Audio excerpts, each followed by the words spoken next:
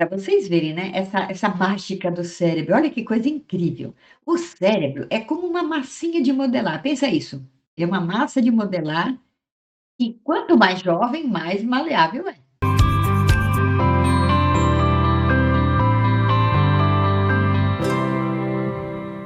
Essa é a chamada plasticidade cerebral. Então, durante esses períodos sensíveis, a plasticidade está no auge, tá lá no topo.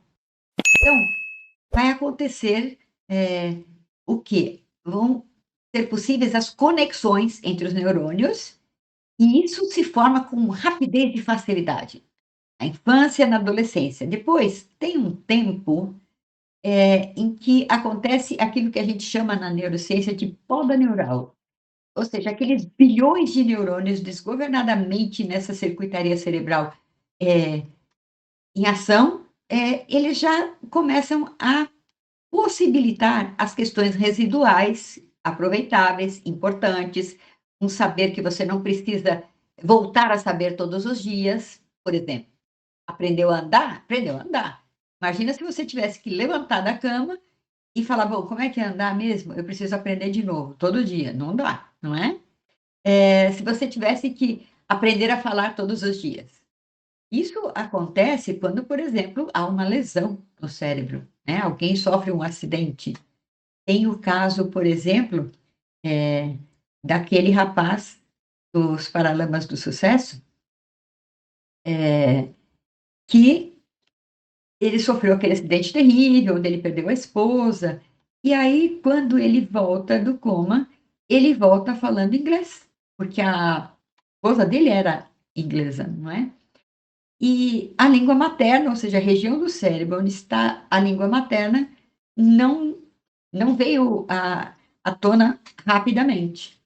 Então ele precisou passar, o Herbert Viana, né, ele precisou passar por um retreinamento, por período de realmente atendimento de fonoaudiológico, uma fono de fala, para que ele pudesse retomar e resgatar a função, da língua materna.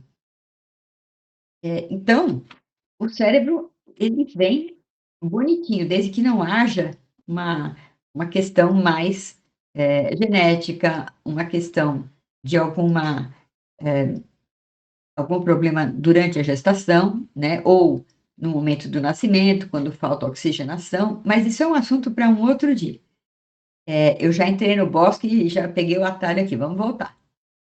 Eh, Plasticidade cerebral. Gente, durante esses períodos sensíveis, então, que a plasticidade está no seu auge, as conexões entre os neurônios vão acontecer com muita facilidade, elas vão se formar com rapidez e facilidade. Mas, vamos prestar atenção, isso também significa que experiências negativas podem se fixar, como, por exemplo, negligência,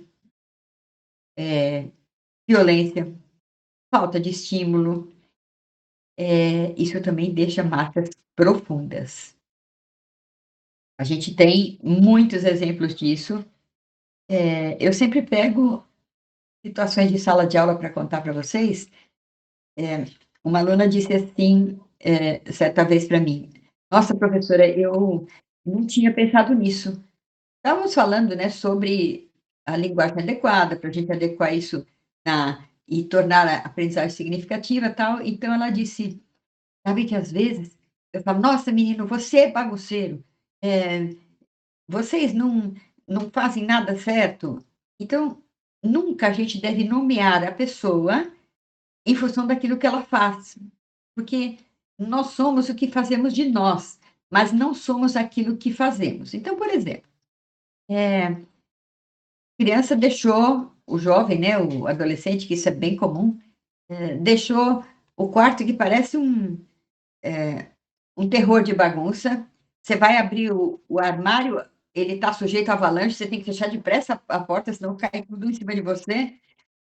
Bom, então você fala: "Nossa, mas como você é bagunceiro, que horror, é nojento, você é nojento, olha que coisa horrível". Não, olha, isso que você faz não é legal. fica ruim. Você pode fazer melhor. Vamos melhorar esse ambiente aqui que não está legal. Então, ele é ele, ele não é a bagunça. Ele não é, por exemplo, ele deixou pegou, foi comer no quarto, deixou um prato, deixou mais um copo cheio, depois trouxe mais outro prato e aquilo juntou.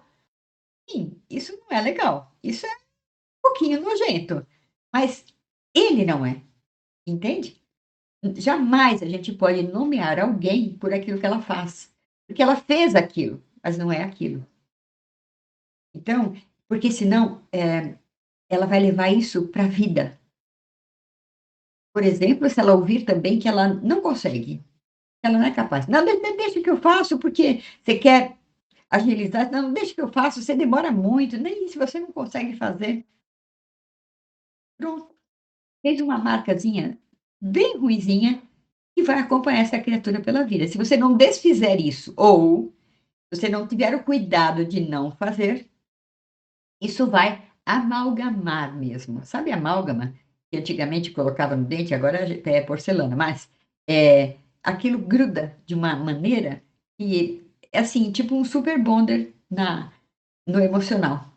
E aí, para tirar isso, provavelmente olha a analogia que eu estou fazendo, eh, muita análise, muita terapia.